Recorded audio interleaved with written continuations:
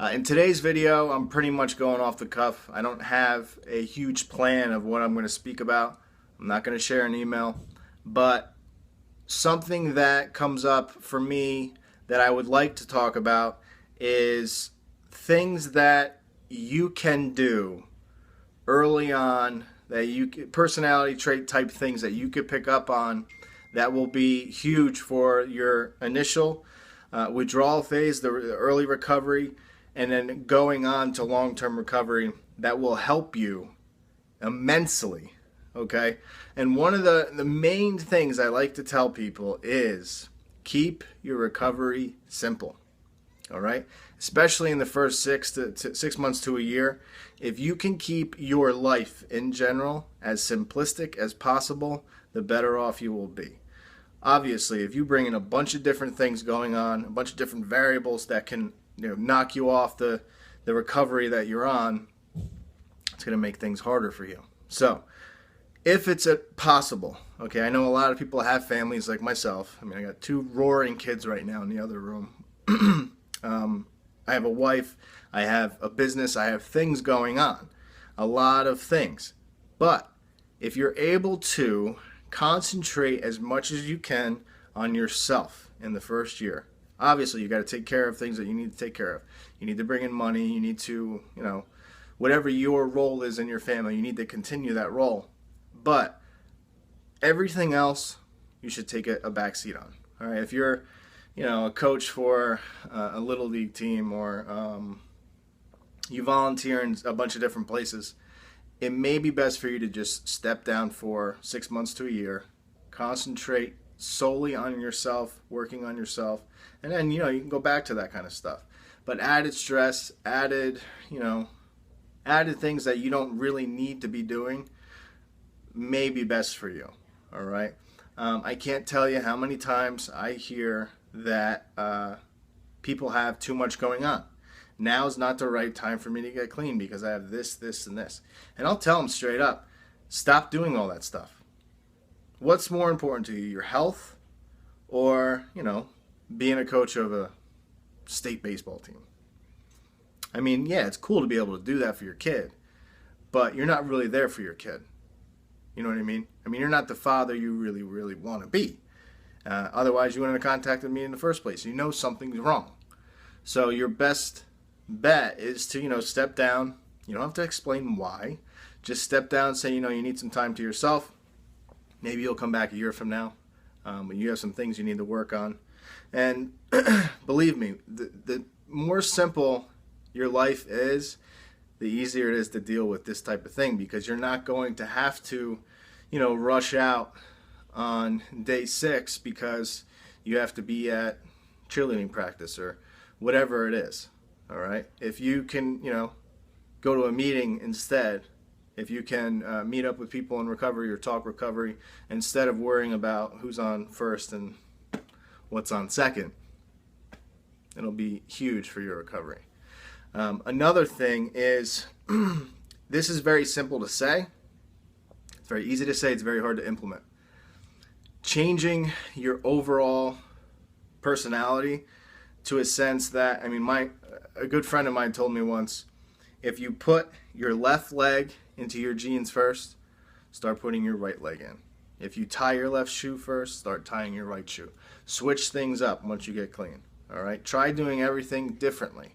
And it sounds so stupid to do this, but it's all about, I guess, mind trickery and not doing the same things, and trying to go against triggers and stuff like that. And another thing that is absolutely huge is to try to stay as positive as possible.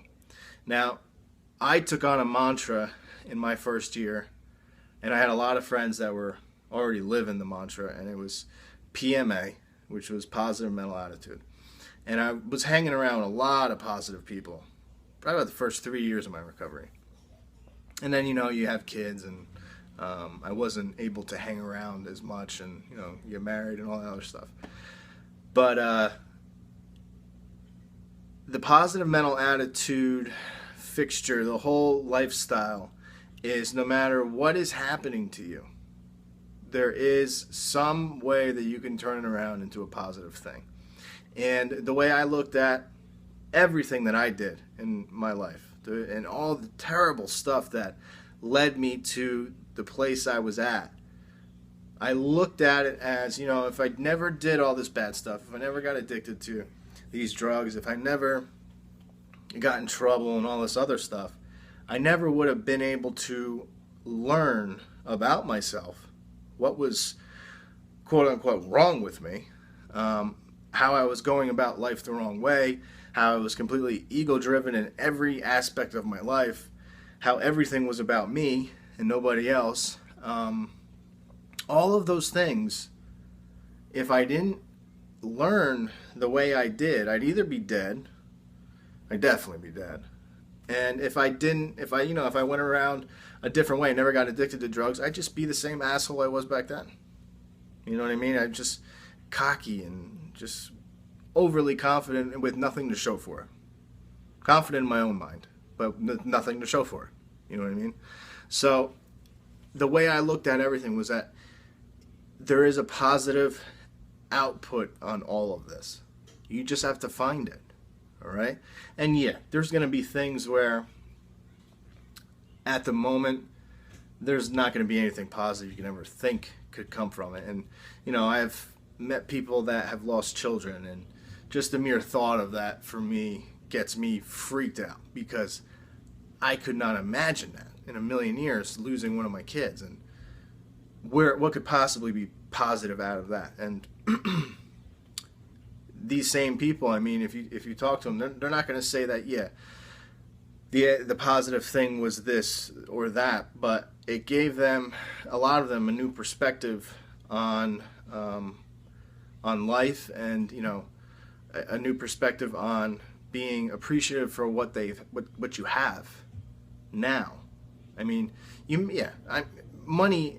Who gives a shit about money? I mean, I've met people that have had more money than they know what to do with. Crazy money.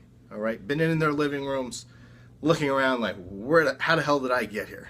You know what I mean? And they're miserable. I mean, legitimately, absolutely suicidal and miserable. So money doesn't mean shit. It really means nothing. All right? But pure happiness.